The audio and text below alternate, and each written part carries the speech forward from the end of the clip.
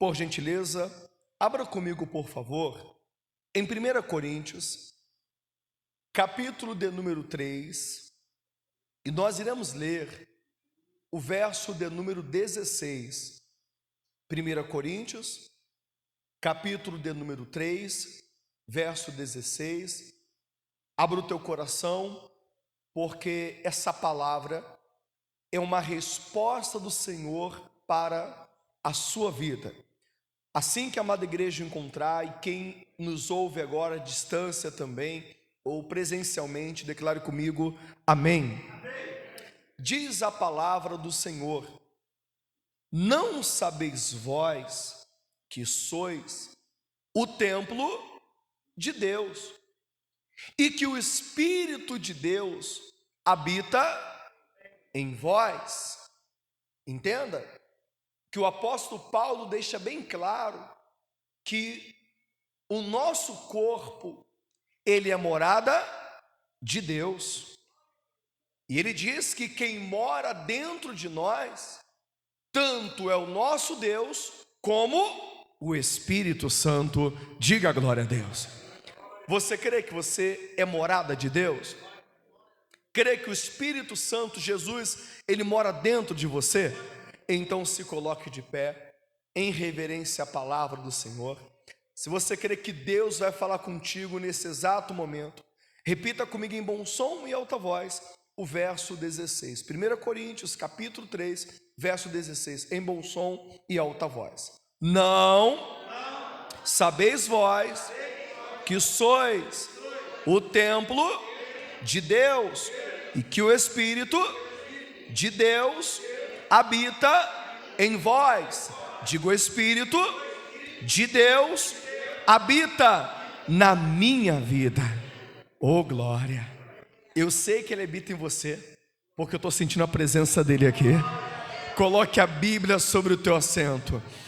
E para a palavra do Senhor nessa noite daremos a mais rica, a mais sincera e a mais poderosa salva de palmas. Isso, glorifique ao Senhor. Diga glória, glória, glória a Deus. Senhor nosso Deus e Pai Todo-Poderoso, a palavra do Senhor será ministrada com poder e autoridade. Ninguém veio ouvir o homem falar, porque o homem de si não tem poder para fazer nada. E que eu diminua, que o Senhor cresça, e que a palavra do Senhor, ela vá e produz o resultado para o qual está sendo enviada. Diga amém, Senhor. Diga graças a Deus. Tome o teu assento, por gentileza. Vamos entender essa revelação, essa palavra. Primeiro eu tenho que entender que eu sou o templo de Deus, a casa de Deus, que Ele escolheu para morar dentro de mim. E aí nós vamos entender o seguinte: olhando para casa, quando uma pessoa ela quer alugar uma casa, primeiro ela procura saber o valor da casa, e ela quer saber se a casa é boa, é aconchegante, e em cima disso a pessoa aluga a casa ou não. Quando uma pessoa também quer comprar uma casa, ela examina toda a casa e depois pergunta o valor para comprar. E aí que eu pergunto para ti: para o Senhor morar dentro de você, Ele paga alguma coisa? Ele já pagou. Você sabia? Ele já pagou um alto preço na cruz do Calvário. E a palavra diz que foi um preço de sangue, um preço precioso, de sangue do Cordeiro. E aí nós vamos entender que o Senhor Ele pagou um alto preço para morar dentro de nós. Nos comprou, Ele comprou essa casa, esta morada. Mas será que só Deus habita na casa do ser humano? Será que só Deus, o Espírito Santo, Jesus, habita em uma casa? Será, minha gente? Não. Porque se Deus não habita em uma casa, quem vai habitar? O inimigo. Então você vai compreender que uma casa só pode ser habitada por dois senhores: ou por Deus ou pelo senhor das trevas, que é o próprio inimigo. Abra comigo, por favor, no Evangelho de Lucas, capítulo 11. Evangelho de Lucas, capítulo 11, verso de número 24. E agora vai ficar bem claro quem é que habita numa casa que Deus não está. Verso 24, diz a palavra do Senhor: quando o espírito imundo tem saído do homem, anda por lugares secos.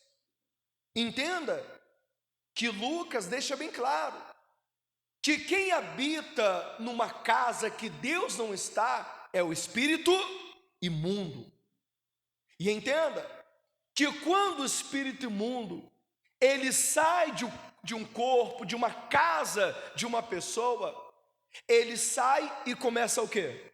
Andar por lugares secos. E aqui eu quero que você compreenda isso, que quando uma pessoa ela recebe Jesus na vida dela, ela é liberta. Quem foi liberto pelo Senhor aqui? É liberto. O mal que havia dentro de mim, dentro de você, ele é o quê? Arrancado. E aí que eu quero que você entenda isso. A obra que o Senhor faz é uma obra completa. Diga glória a Deus. Não existe essa. Eu fui liberto pela metade. Eu tive um encontro com Deus, mas ainda não sou liberto. É impossível. Porque quando o Filho de Deus, Ele nos liberta, Ele faz ali uma obra completa, expulsando todo mal e entrando na nossa vida como único, suficiente, exclusivo e eterno Salvador. Somente os salvos glorifiquem ao Senhor por receber essa libertação. Vamos aplaudir ao Senhor. Glória a Deus. Pastor, pois bem, o inimigo que saiu da minha vida, para onde ele foi? Costumamos falar que o inimigo está no inferno, costumamos falar que o inimigo foi para o abismo, mas Lucas vai dizer que ele anda por caminhos áridos. Fazendo o que, pastor? Por favor, 1 Pedro, mas deixa marcado Lucas capítulo 11. Vamos voltar daqui a pouco. 1 Pedro, capítulo 5. 1 Pedro, capítulo 5. E assim que a amada igreja encontrar, declare comigo, amém. 1 Pedro, capítulo 5, versículo de número 8. Diz a palavra do Senhor: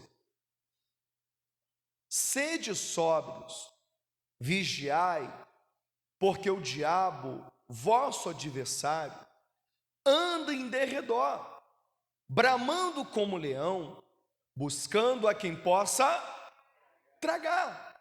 Então entenda, quando o espírito maligno ele sai de uma vida, ele começa a perseguir o quê? Outras vidas. Ele sai de uma casa, quando ele é expulso de uma casa, ele sai dali querendo arrumar uma outra casa, uma outra vida. É o que chamamos de maldição hereditária. Quando o mal sai de um pai e vai para onde? Para um filho. Por quê, pastor? Porque o mal foi expulso daquele pai e entrou no filho. E aí você vai entender que o inimigo ele sempre vai procurar alguém para ele entrar e destruir. Por isso que Pedro ele vai nos ensinar que ele anda ao nosso derredor, bramando como leão, buscando a quem ele possa tragar. Você está compreendendo essa palavra? Então o mal que saiu da minha vida, ele está o quê? Rondando por aí, querendo encontrar uma casa para ele entrar e causar o quê? Um grande problema, uma grande destruição. Volta lá comigo, Lucas capítulo 11. Lucas capítulo 11, Vamos ler a última parte do verso 24. Ele diz: anda por lugares secos, buscando repouso, e não achando, diz: tornarei para minha casa de onde saí. Entenda aqui. Entenda que ele diz assim: olha, eu quero voltar para encontrar um repouso. Ora, o inimigo, ele usa uma estratégia de ficar escondido dentro de muitas vidas. Há pessoas que têm o mal na vida delas, mas não manifestam, para você entender, não manifestam na oração de libertação, não manifestam, mas o mal está escondido. A pessoa mente sem necessidade, é uma pessoa maldosa, tem hábitos totalmente errados, que vai na contramão da palavra. É aquilo que sempre traz e faz ele ou ela ir para o erro. E por mais que a pessoa pense assim: mas pastor, eu já estou na igreja, eu estou buscando o Senhor, mas será que eu tenho algo em mim? É você que vai falar.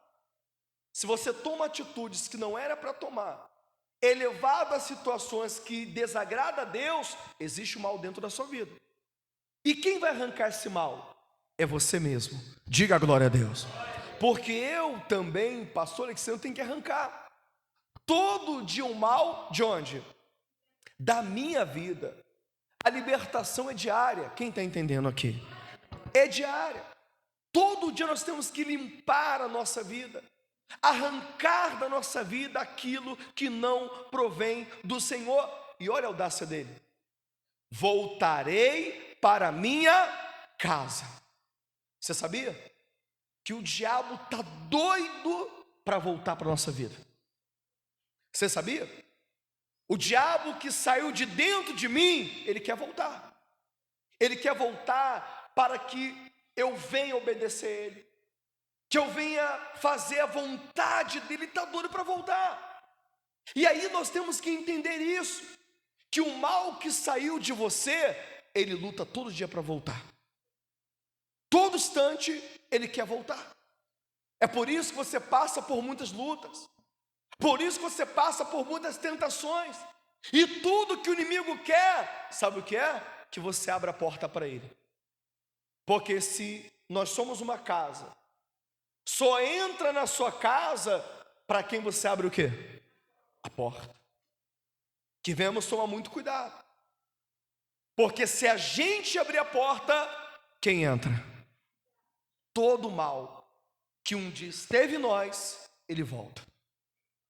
Por favor, Lucas, capítulo de número 11. Agora, nós iremos ler, ou melhor, 1 Coríntios capítulo 10. 1 Coríntios capítulo 10, por favor. 1 Coríntios capítulo 10, vamos ler o verso de número 12. 1 Coríntios capítulo 10, verso de número 12. E assim que a amada igreja encontrar, declare comigo: amém. Pastor, o que eu tenho que fazer então? Se eu sei que o inimigo quer voltar para a minha vida, o que eu tenho que fazer? Paulo vai nos ensinar. Repita comigo em bom som e alta voz o verso 12 após mim. Aquele, pois, que cuida, está em pé, olhe que não caia. Calma aí. Paulo está falando isso para quem? Para quem está firme com Deus ou para quem está no mundo? Para quem está firme. Sabe o que Paulo está falando agora? Tomem muito cuidado.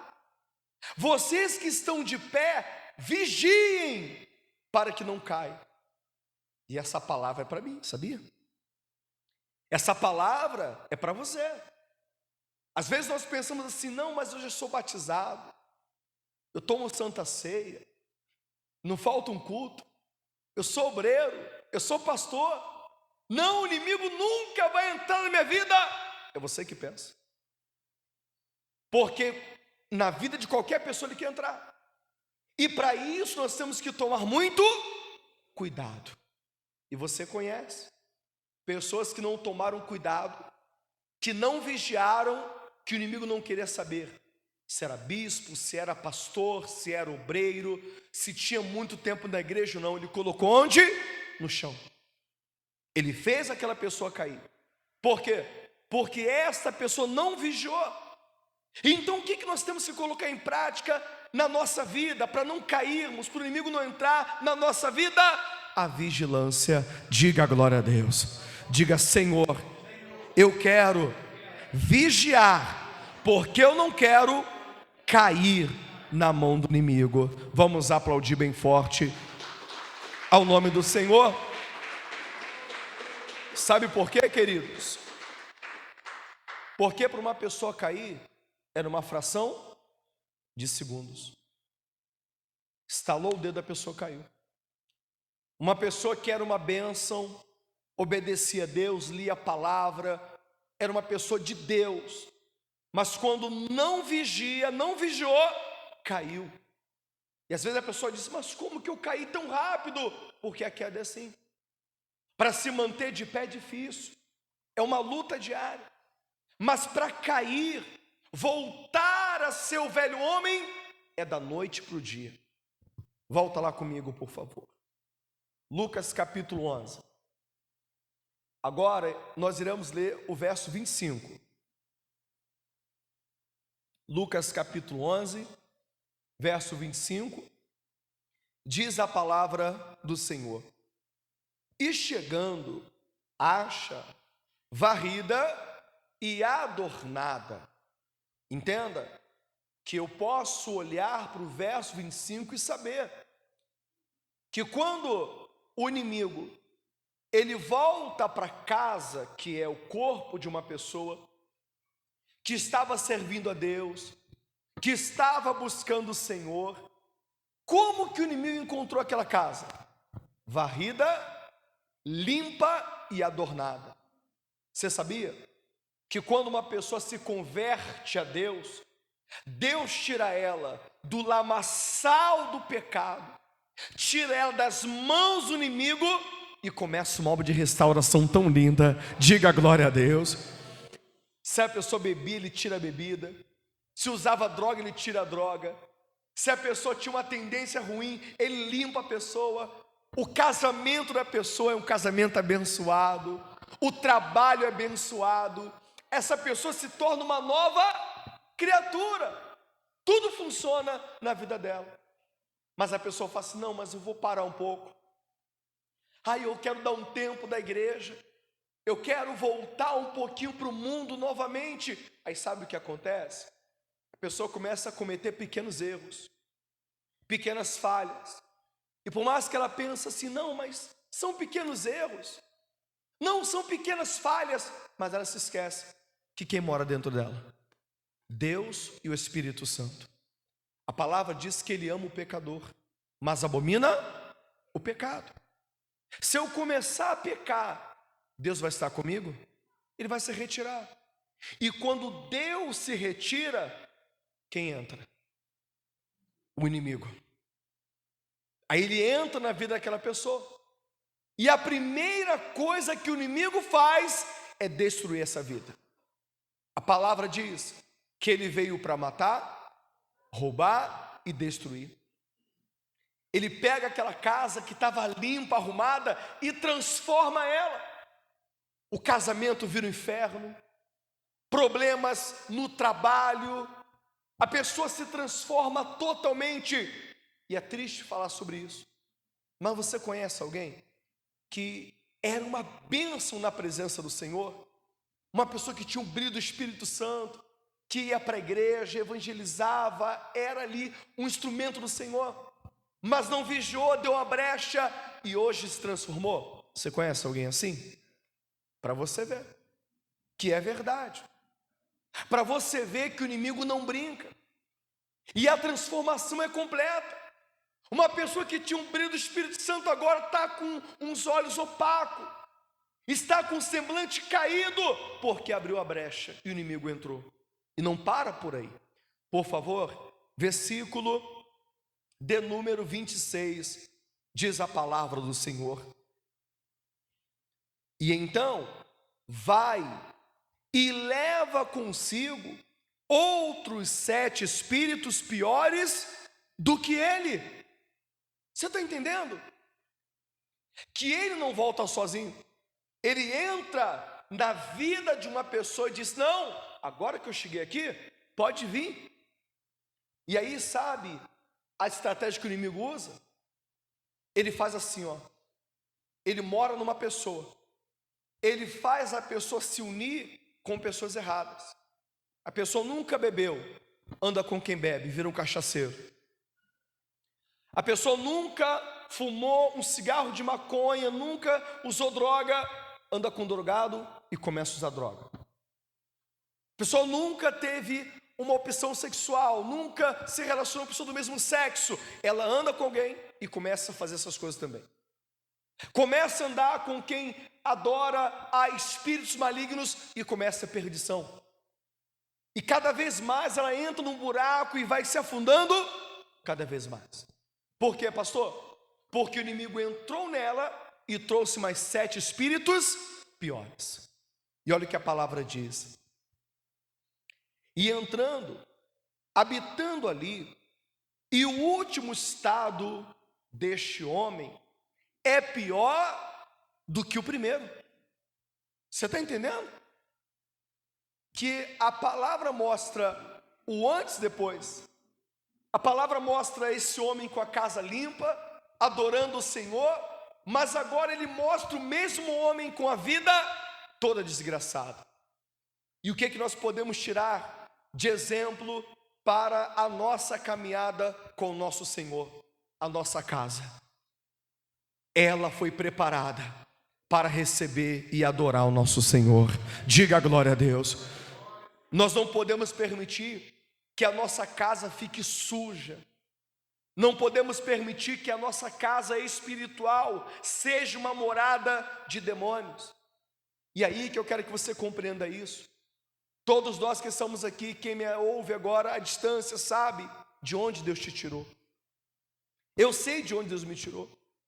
E eu sei que a cada dia o inimigo luta para fazer com que eu retroceda, para que eu volte a ser aquele velho homem, com aquelas velhas práticas. A cada dia o inimigo faz isso, querendo me colocar no mundo novamente, mas eu sei que hoje eu sou a casa do Senhor. Diga a glória a Deus. Eu não quero voltar mais para o meu passado, e isso você tem que trazer para você. Tudo que você passou nas mãos de Satanás, de como ele te usava, de como ele desgraçou a tua vida, será que vale a pena deixar ele entrar novamente? Porque se o inimigo entrar, quem sai do outro lado? Deus sai do outro lado. A palavra vai nos ensinar que havia um jovem, ele queria conhecer o mundo, queria conhecer a vida, o filho pródigo. Ele pegou a sua herança, gastou tudo com bebidas, com farra, e chegou um momento que ele caiu em si e disse: não tenho mais amigos, não tenho mais recursos, e a fome bateu. E a palavra diz que ninguém dava nada para ele. Ele chegou a um local onde havia porcos e ele desejou comer a comida dos porcos, porque é assim que o inimigo faz. O inimigo atenta para a pessoa sair da igreja, para um pastor sair da igreja, para um obreiro sair da igreja, para o irmão sair da igreja falando: vai, no mundo você vai ganhar mais, você vai ser feliz no mundo. Aí a pessoa embarca nessa e vai para o mundo. Quando chega lá, literalmente, a pessoa é escorraçada pelo inimigo, acaba comendo de verdade o pão que o diabo amassou. Aí lá no fundo do poço a pessoa diz: mas por que eu saí da igreja? Por que eu saí da casa do Senhor? Por que eu abandonei a fé? Por que eu abandonei a caminhada? E esse filho pródigo pensou: mas na casa do meu pai até os serviçais têm pão para comer. E ele disse: calma aí, eu sei que eu pequei contra o meu pai, eu vou reconhecer o meu erro e vou voltar para a casa do pai. Todos nós que estamos aqui não estamos isentos de errar, de pecar, de falhar. Mas se nós errarmos, que tenhamos verdadeiramente esse compromisso de reconhecer o nosso erro e voltar para a presença do Senhor. Vamos aplaudir bem forte ao nosso Deus.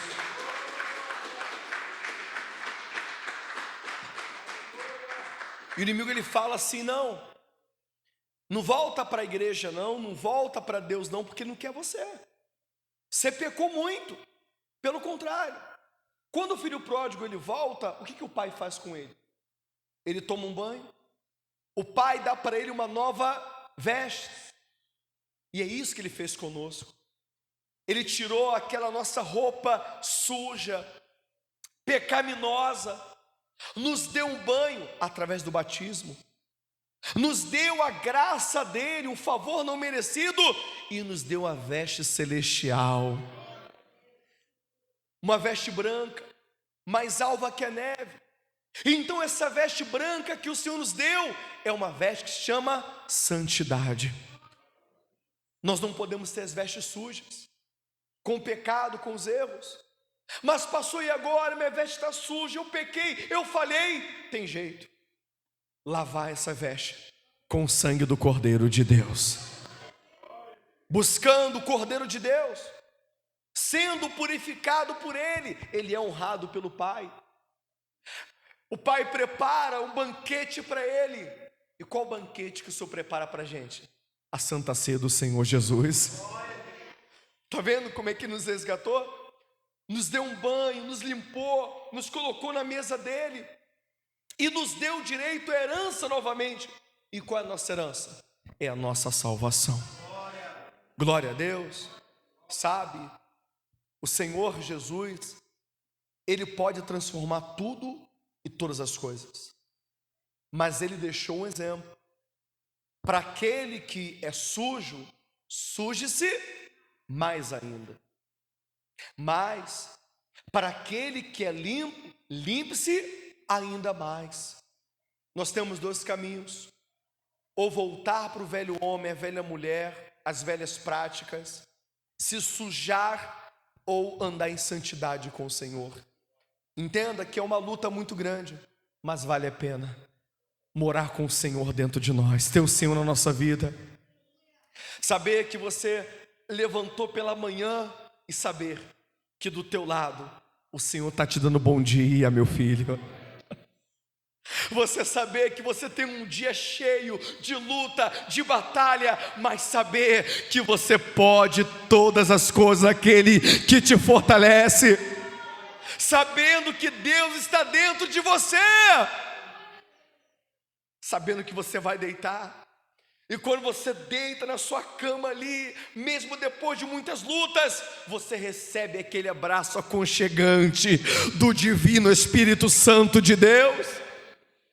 Entenda, nós não podemos trocar essa companhia maravilhosa pela companhia das trevas, pela companhia do mal, que verdadeiramente venhamos seguir nessa palavra.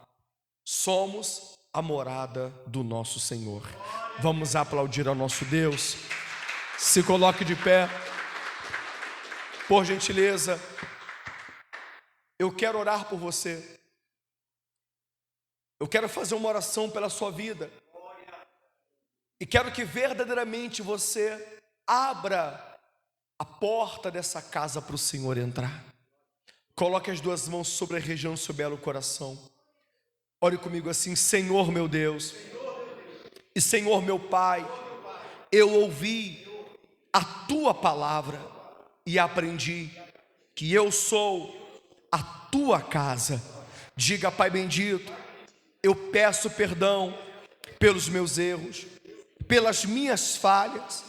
Me purifica, Pai, a cada dia, assim como Naamã mergulhou 7 vezes para ser curado. Senhor, eu quero ser restaurado hoje na Tua presença. Senhor nosso Deus e Senhor nosso Pai, Deus bendito, Deus todo-poderoso, recordamos da maravilhosa obra que o Senhor fez na nossa vida, meu Pai. nos tirando do lamaçal do pecado. Éramos, meu Pai, escravos do pecado. O inimigo nos amarrava e nos fazíamos beber, se prostituir, usar droga, viver na carnalidade. Mas o Senhor quebrou as cadeias de Satanás, as prisões que nos prendia, e colocou em nós um cântico novo nos nossos lábios, meu Pai. É por isso que hoje nós podemos te adorar. Em meio à luta, à adversidade, nós podemos declarar: tão grande é o Senhor, grandioso é o Senhor. Por isso, meu Pai amado, nos enche com a tua presença, meu Pai. Nós não queremos pecar contra o Senhor, não queremos pecar contra o Espírito Santo, e não queremos pecar, meu Pai, com a obra que o Senhor fez na cruz do Calvário, levando nossos pecados. Por isso nós estamos aqui, meu Pai, para receber a tua graça, para receber o teu tratamento. Oramos isso crendo que o Senhor atende o nosso pedido e ouve a nossa voz, e que a bênção do Senhor, que não acrescenta dores, seja sobre todos, não somente hoje, mas para todo sempre. Diga amém, Senhor, e diga graças a Deus. Vamos aplaudir bem forte ao Senhor.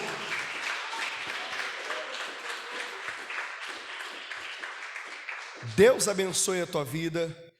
Que essa palavra produza resultado em teu coração. Sou o pastor Alexandre Oliveira, e que você venha compartilhar essa mensagem, essa pregação com amigos, conhecidos, e inscreva-se no canal, deixe o comentário, o seu like, e até a próxima oportunidade. Deus te abençoe.